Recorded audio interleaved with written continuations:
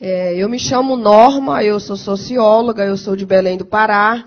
Eu trabalho na Secretaria de Assistência do Estado e coordeno a Proteção Social Especial de Média Complexidade. Eu, assim, estou encantada com a fala dos senhores, mas, assim, a questão que eu trago aqui é se é difícil a gente compreender. Eu imagino como é difícil para os trabalhadores, tanto da saúde como da assistência, trabalhar esses fenômenos. Quando até o processo de informação, como os senhores colocaram aí, ele é difícil de ser socializado. Como é que nós temos uma facilidade muito grande de socializar coisas, muitas das vezes, que são perniciosas na internet, e não conseguimos socializar experiências que vão contribuir para o nosso trabalho? Eu tenho questionado alguns posicionamentos de algumas pessoas pensantes no nosso país, principalmente jornalistas, e os seus sites que emitem as suas opiniões, a gente não tem resposta. Elas são abertas para trazer informação, mas para a gente retornar e debater não tem.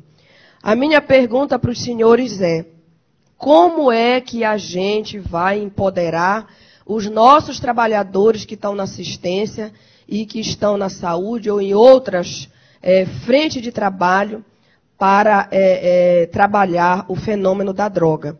Nós estamos aqui em Belém do Pará justamente porque, dentro da nossa coordenação, nós trabalhamos esse fenômeno e levamos pessoas para todo o estado do Pará, mas o nosso grande entrave, os trabalhadores não estão preparados para lidar com esse fenômeno.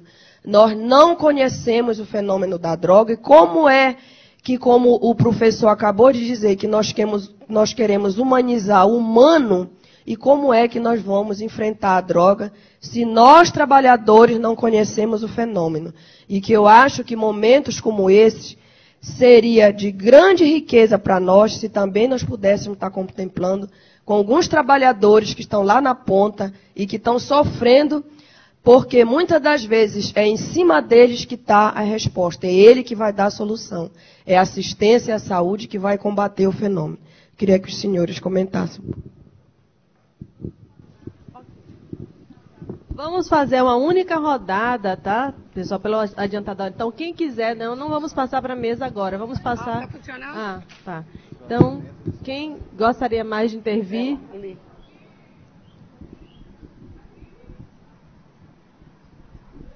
Bom dia. Meu nome é Rosane, eu sou psiquiatra, sou do Rio de Janeiro. Queria também falar que estou adorando todas as mesas, essa também adorei. E queria fazer uma pergunta para vocês, acho que talvez mais especificamente para o Tom, para o João e para o Marco, né, que trabalham pelo que eu entendi, já trabalharam em CAPES.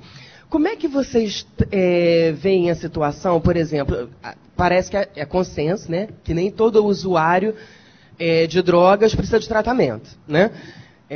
Então, como fazer com aqueles casos que são encaminhados pela justiça em relação... e que falam que o juiz ele determina que aquele menino que foi enfim, um jovem, 25 anos, pega com um cigarro de maconha, ele tem que ficar 3 meses visitando o serviço no gerúndio, né? 3 meses visitando. E aí o que vocês fazem, né? E em que dispositivos eles ficam, uma vez que não são pacientes, não são técnicos, e por conta que não tem mais justiça terapêutica, nem pode ser paciente, né? Aí eu queria saber da experiência de vocês. Obrigado. Lá atrás.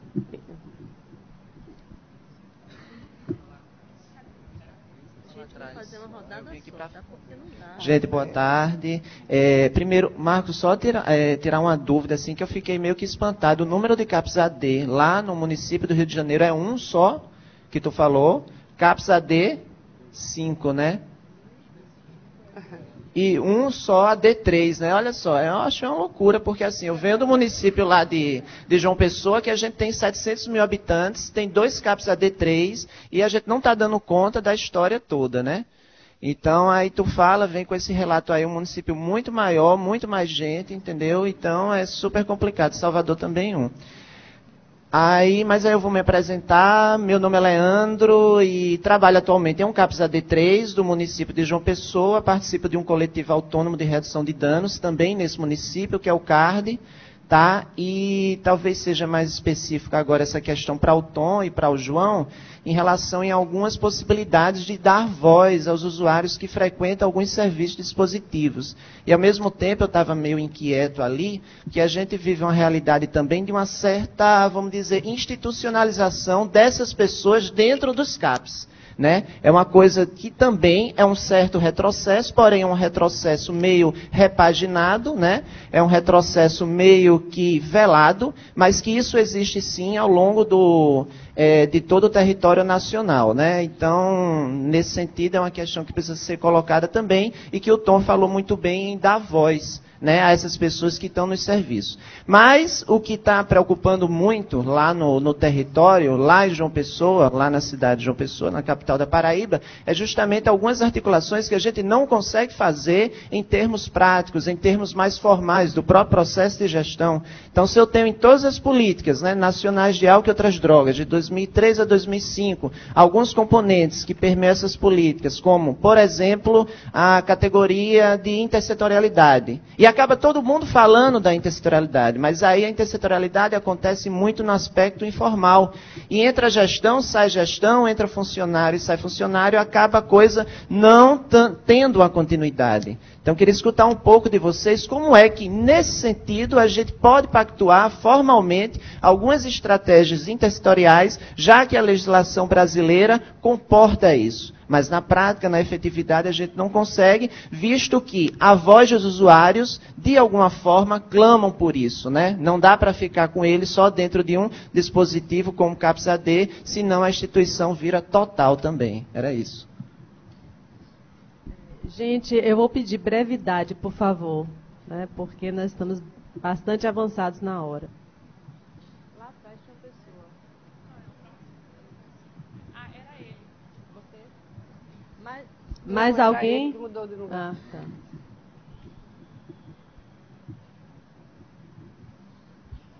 Tá. Boa tarde, eu sou estudante da graduação de enfermagem de São Paulo. Eu gostaria de saber sobre a redução de danos, que eu vejo até uma doutoranda que fez um trabalho sobre os profissionais da redução de danos, né?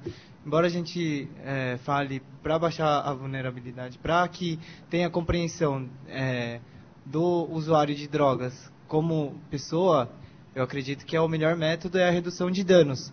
Só que o que a gente vê até dentro dos profissionais, e lá em São Paulo a gente tem esse conflito, de os profissionais não compreenderem o que é redução de danos. Muitos profissionais lá de São Paulo também são a favor de a internação compulsória também, né? E eu gostaria de saber como a gente poderia trabalhar isso. Porque em outra pesquisa também há que esses cursos de capacitação também não estão sendo efetivos para a redução de danos, né? Muito obrigado. Bom, gente, então eu vou passar, tá, para a mesa para a gente encerrar. Temos congresso aí. Oportunamente vocês vão encontrar os expositores, então perguntas que ficaram no ar vocês vão ter oportunidade, né, de fazer ao longo desse congresso. Então eu vou passar na mesma ordem, pedindo também à mesa que seja breve em suas respostas. João. Tentar ser o mais breve possível, então. Para a colega de Belém, a pergunta que eu anotei aqui, como empoderar trabalhadores para lidar com a questão de drogas. Eu tenho 3 pontos que eu acho que ajudam a pensar nisso, talvez. O próprio processo de formação continuada. A maioria dos profissionais não tem nas suas graduações mais diversas, não tem esse tema, né, da atenção ao usuário de álcool e drogas contemplado. Então, a gente, se for pensar pela via de formação, isso tem que se dar em outro espaço, aí, processo de formação continuada, ou capacitações, educação permanente, estratégias como essa. Outro ponto importante nessa questão é abordando um pouco do que o Marcos colocou. A gente tem que garantir que as deliberações trazidas, né, por conferências e outras instâncias sejam garantidas. Se você não garante isso, né, você vai desempoderar tanto os trabalhadores, que também participam desses espaços, quanto os usuários. E, por fim, eu acho que os processos de cogestão, trabalhar em nível de cogestão, dividir a responsabilidade, né, com os trabalhadores, eu acho que isso colabora muito também no processo de empoderamento. A colega do Rio, que trouxe a questão dos usuários que são encaminhados pela justiça, né? Eu vivi duas coisas distintas. Em Salvador, os usuários eram encaminhados mesmo pela justiça. Em Aracaju, a gente recebe um ofício da justiça que pede que que a gente vá em busca desses usuários. Eu acho que os dois são ruins, na verdade, né? Mas a estratégia que eu vi, eu nem participei dessa estratégia, mas foi a única que eu achei mais ou menos interessante, foi a de um CAPS aqui de Salvador, o CAPS Pernambuense aqui próximo, que eles constituíram um grupo, né, que tinha um momento na semana específico para isso, que você não trabalhava, né, você trabalhava justamente o que é esse encaminhamento, porquê da justiça, pensar politicamente, né, sobre essa questão. Então as pessoas frequentavam esse grupo aí 4 vezes no mês e estavam liberados, e você fazia ali, responde à justiça aqui, né, porque a gente tem que responder isso pela técnica, né? Se ele manda pela justiça, você responde pela técnica. Você não tem que tomar o que é posto pelo juiz e baixar a cabeça. Você tem que dizer que do ponto de vista clínico, né, isso foi suficiente, né, para poder fazer, inclusive, essa distinção entre quem precisa de tratamento e quem precisa, na verdade, discutir e pensar um pouco sobre essa situação em que ela está envolvida. Colega de João Pessoa, como dar voz aos usuários que frequentam o serviço. Eu acho essa uma questão difícil, assim, porque as assembleias, em tese, seriam esses espaços, né? Mas a assembleia facilmente vira um espaço muito institucionalizado também, né? Em que se reproduz uma ideia de que é o trabalhador, é o gestor que tem que ir lá e fazer pelo usuário, né? E fazer acontecer a coisa. Mas é um espaço, porque é um espaço possível. E existem outras possibilidades também. Eu acho que uma delas são as associações de usuários. Isso é uma realidade que tem se constituído. Pernambuco tem uma associação que eu acho que é a mais antiga, né, de Recife, de usuários de drogas. Aqui em Salvador está em processo de se constituir, né, uma associação de usuários de drogas. E eu acho que é importante nesse processo de associação, como dar voz no sentido de ser controle social, né, de ser a sociedade civil organizada, é de que nós possamos também, né, nos nomear usuários e participar disso, porque enquanto usuário de drogas, eu não tenho que ser um usuário de crack, né? Eu sou um bebedor de cerveja, eu posso ser um tabagista, né? Eu posso estar envolvido nisso e não preciso necessariamente ser usuário para poder me posicionar e me colocar publicamente que sou a favor de uma determinada posição. Então, se a gente traz isso, né, e participa disso, eu acho que passa a ter mais peso, porque aquelas pessoas que não vão ser ouvidas podem estar junto disso e ter um maior peso. Então, sobre a redução de danos, eu deixo para os colegas comentarem com mais tempo, tá bom? Tom, por favor. Então, não vou repetir algumas questões, porque João já fez um bom esclarecimento. Assim, apenas vou fazer uns pequenos complementos. Assim, a questão dos trabalhadores, né? Como fazer com que a leitura que os trabalhadores têm dos usuários seja menos estigmatizada. Nós vivenciamos isso lá no CAPS Geis Pinheira, porque assim, os técnicos de enfermagem tinham uma formação focada no discurso hospitalocêntrico, enquanto havia o que chamam de nível superior, vinha da saúde mental. E desde o início, isso causou muitos conflitos em como abordar esse usuário, porque os técnicos de enfermagem vinham com um discurso moral e os que vinham da saúde mental vinham com um discurso ético. E o que é o discurso moral? Isso que você faz é certo ou errado? Enquanto quem trabalhava com o discurso ético, você tem um sofrimento, nós vamos ajudá-lo a resolver esse sofrimento. Então, assim, havia muitos embates em torno disso. Então, enquanto existia um discurso moral, possivelmente o trabalhador vai ter um comprometimento em ser fiel ao discurso, tanto da redução de danos quanto da reforma psiquiátrica. E é difícil dizer que o discurso moral pode ser jogado para escanteio, porque é algo que está acompanhando os indivíduos no seu dia a dia. Então, chegar ao trabalho e conseguir se reposicionar requer que essa educação permanente seja efetiva no sentido de colocar a ética como o aspecto principal na relação com o usuário. Não importa se ele está fazendo a coisa certa ou se está errada. Se ele está ali, que ele está precisando desse cuidado, dessa atenção. Em relação a como dar voz ao usuário. João colocou algumas questões bem pertinentes. E assim, eu complemento que as assembleias, por exemplo, muitas vezes eram muito difíceis para nós, porque quando o empoderamento do usuário acontecia, nós nos tornávamos várias vezes os bodes expiatórios para que ele jogasse suas travações, suas frustrações, suas mágoas, de lá fora eles não conseguiam. Então, é aquela coisa, se ele tem um problema em relação, por exemplo, ao espaço de uso que ele quer usar maconha, quer usar crack, e nós não permitimos, porque a instituição não está ali para isso, nós estamos sendo intolerantes com eles. Ou seja, é muito mais fácil jogar uma pedra na gente, que a gente não vai jogar de volta, do que jogar na sociedade. Por outro lado, nós temos que ter um jogo de cintura para lidar com isso, e não é tão simples. Obviamente que eu fui ameaçado de morte algumas vezes, disseram que eu ia tocar fogo no meu carro, e eu tinha que assimilar isso como parte do processo, porque a gente sabe como é que isso funciona. Obviamente, alguns casos mais graves requer medidas muito mais intensas, ou seja, às vezes tínhamos que pensar em sanções administrativas, ou seja, como trabalhar para que esse indivíduo, à medida em que ele está sendo empoderado, ele não perca os limites, porque lá fora a sociedade não está sendo tão modificada quanto aqui dentro. Lá fora ele vai encontrar as velhas regras do jogo. Então, se essa ampliação da perspectiva do indivíduo enquanto cidadão não tem uma perspectiva lá fora, no social, e aí podemos pensar se a rede funciona ou não, se a intersetorialidade funciona ou não, porque lá dentro do CAPES é um mundo muito restrito, é um micro-universo.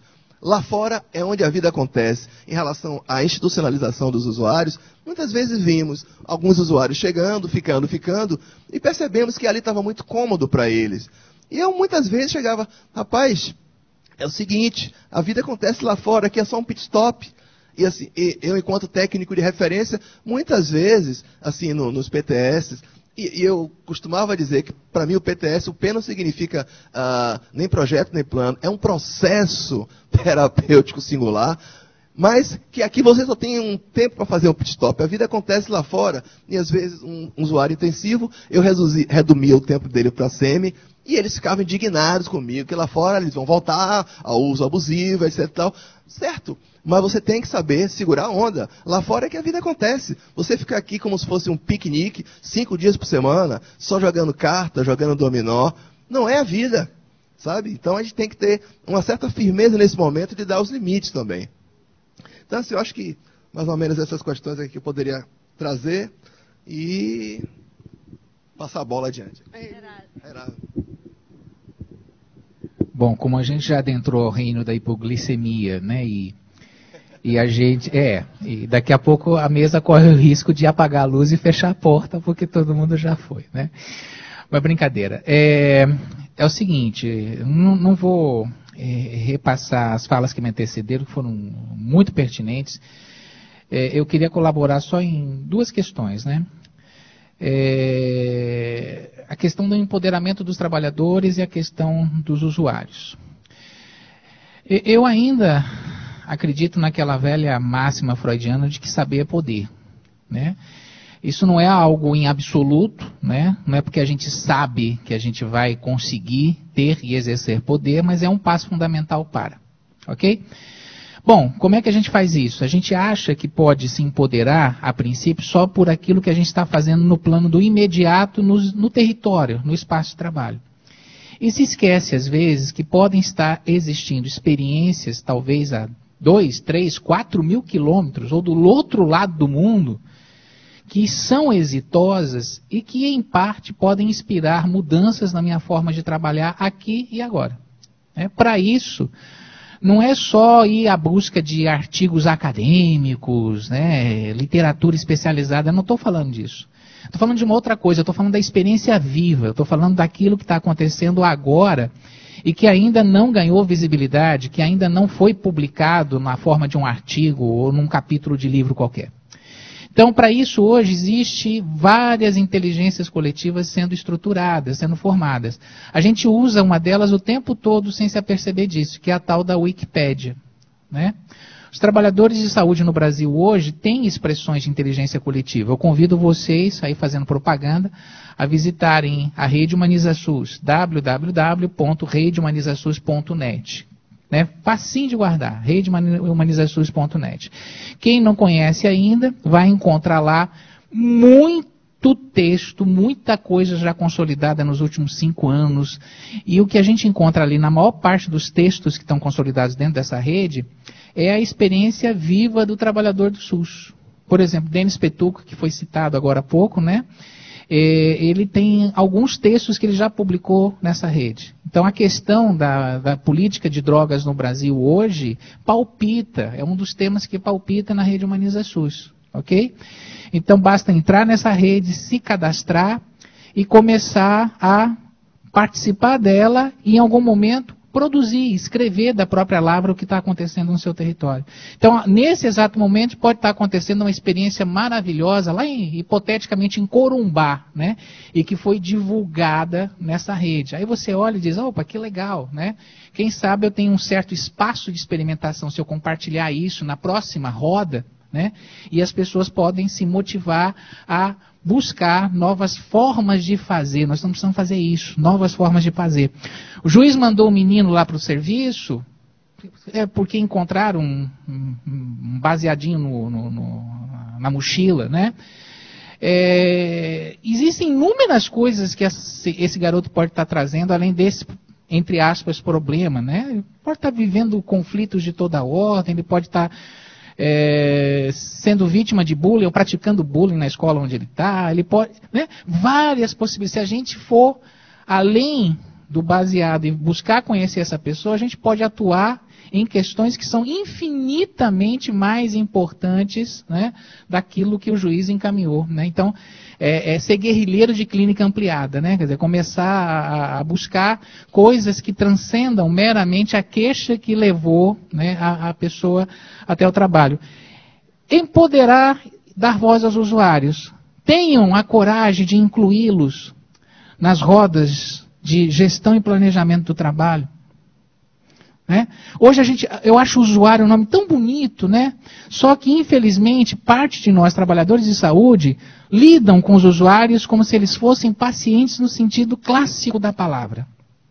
Né? Pacientes, objetos de intervenção. Né?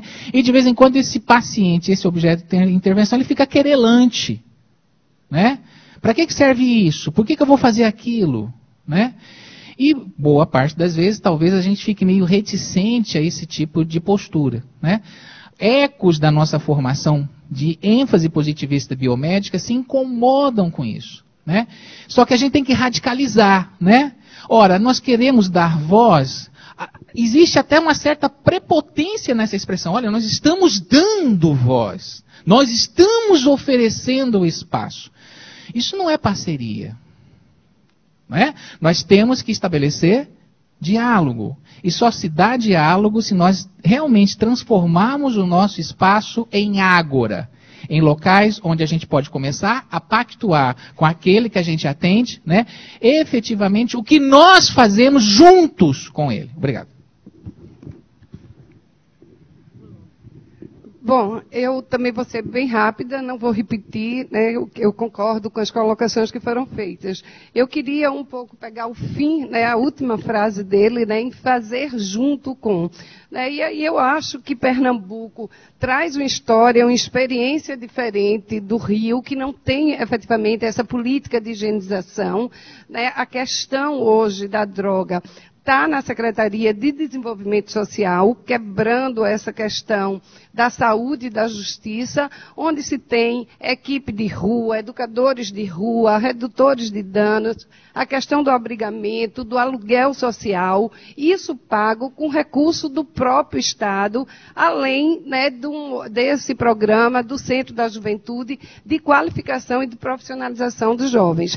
E aí, eu acho que uma experiência bem interessante na questão do empoderamento dos usuários e também da equipe, esse fazer juntos, mas o fazer juntos extramuro. Né? Eu acho que a gente precisa ampliar o universo social, a rede de relação desses jovens, ir para cinema, ir para teatro, fazer com que eles conheçam a cidade, se apropriem de uma ou outra forma. Né? A gente mora na praia e tem pessoas que nunca foram, né, ao mar.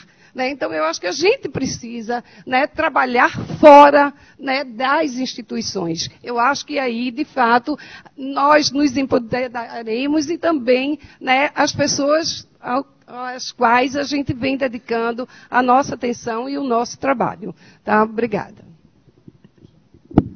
Mar, por favor. Alô? Respondendo o menino ali que perguntou do CAPS, o Rio de Janeiro tem 5 CAPS AD, sendo um único exclusivo CAPS AD3.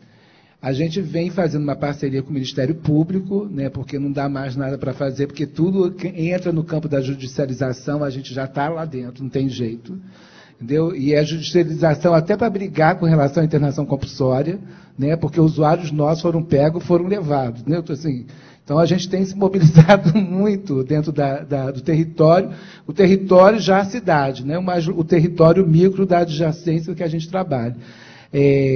Há várias multas por parte do Ministério Público cobrando a prefeitura para que cumpra, mas não cumpre. Né? A gente é que acaba cumprindo quando ele fala, vai lá no endereço tal, né? A gente vai ter que ir, ou então receba tal, a gente vai. Então, assim, a gente tem feito um trabalho junto com o Ministério Público, primeiro que 5 CAPs AD no município do Rio é impossível. Então, eles estão brigando com a prefeitura de ter no mínimo 20. Né? Então, isso está legal, eles estão cobrando a gestão. A gestão, né, maqueia. Toda vez que a gente tem audiência pública, a gente já vê trocentas audiências públicas, tanto para discutir comunidades terapêuticas, né, tanto para discutir a rede da atenção dos usuários de álcool e drogas, por conta do fenômeno das internações e recolhimentos compulsórios, tanto com criança, adolescentes e adultos. A gente se constituiu num grupo de especialistas, né, mas a gente conseguiu formatar um tipo de dinâmica, né, em que não só os especialistas falassem, mas também os conselhos, não só os conselhos regionais das profissões, mas os conselhos de saúde, os coletivos, todos os outros tivessem forma de colocar. Né. Infelizmente, a gente não tem tido a participação dos usuários. Né, isso é público notório, né, a gente está até conversando aqui, muitas das vezes a discussão da Assembleia é muito tutelada pela clínica, e vira um dispositivo da clínica e não uma Assembleia da perspectiva política de gestão. A gente faz essa discussão o tempo inteiro, porque não é só politizado do ponto de vista dos usuários, né, um debate que se coloca constantemente, mas é de politizar também todos os outros profissionais. Né, assim, e aí, para além de uma discussão, assim, a gestão, como está na OS, ela não está aí para fazer sua capacitação. Ela não está aí para fazer sua formação. Ela não te libera para você fazer especialização, mestrado, doutorado. Você tem que cumprir a carga horária, até porque você ganha diferente de quem está na carreira pública. Né? E você tem uma meta para cumprir, você tem que atender tais e tais e tais. O outro não, mas em compensação, se você sai daqui, você é contratado. Então, você tem uma rotatividade, e essa rotatividade não é discutida do ponto de vista da clínica, não é discutida do ponto de vista da política, né? Nem na associação clínica e política, né? Eu não consigo fazer essa leitura dicotomizada, né? Ela está junto, a política atravessa a clínica, né? E a gente está vendo isso no Rio de Janeiro com relação às OS. Agora, para além da rede Humaniza SUS, existe também um site, né, aliás, por dentro do próprio Ministério, né, que são as comunidades de prática. Né? Isso também é um outro espaço que a gente tem ocupado para poder fazer essas discussões. Tem tido agora o novo PET, o PET de saúde e rede de atenção, né, que aí inclui a rede de atenção psicossocial, o PET de saúde e redes CAPES, ou rede RAPES.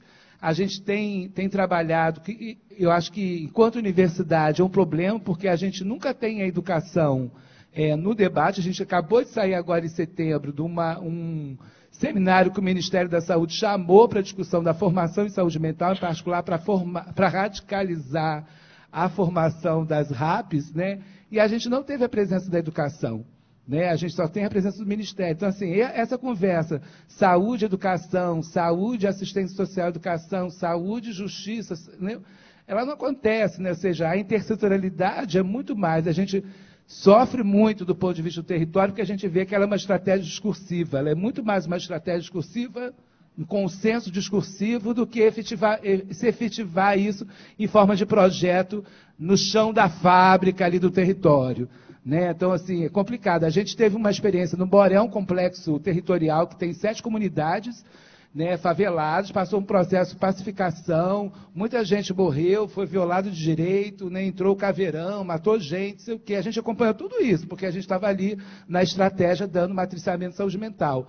louco, né? Porque em determinado momento a gente tem um alto índice de mulheres deprimidas, né? Assim, o alto índice, tudo começa a aumentar com o processo de pacificação, lógico. Seu filho morreu, sei quem sumiu, sei o que, tal. Esse é um outro processo, né, que cria uma sequela. A gente tem visto esse extermínio, em particular o extermínio da população negra, não é a população branca na favela, né? E principalmente os jovens, né? Assim, eu estou falando isso tudo muito rápido por causa do tempo. Né? Porque assim, a gente está lidando com a pobreza, com o sucateamento dos serviços públicos, e assim, a formação, a universidade tem que ter esse papel de responder a isso. E está difícil, porque a universidade também não é isenta, não está isolada dessas relações de poder, de relações sociais, né? E a gente tem visto assim, que não se discute nem mesmo a Lei 8080, que é a lei orgânica da saúde nas formações básicas, né, as 13 profissões da saúde. Ninguém sabe o que é SUS. Eu estou com os estudantes de medicina, enfermagem, psicologia, nutrição, né? Aí fala assim, não, vocês sabem, né, a lei 8080. Não, vocês sabem o que é do SUS. O pacto de gestão do SUS. Aí, eles um dia chegaram perto de mim e falaram, professor, o senhor fala coisa que a gente nunca viu. Eu disse, como? Como vocês nunca viram? Não viram, gente. Então, assim, a universidade está completamente distante do chão da fábrica do SUS. Então, vai ser sucateado, vai ser privatizado, como já está no Rio de Janeiro, e a gente está, assim, numa morosidade de reação. O que aconteceu em junho está sendo acontecido muito mais pela educação. Os professores de educação têm se manifestado, estão levando porrada da polícia no Rio de Janeiro, é bomba, mas a saúde até agora não se manifestou. Muito obrigada aos participantes, muito obrigada aos heróicos que ficaram aqui até essa hora. Então, parabéns à organização do evento.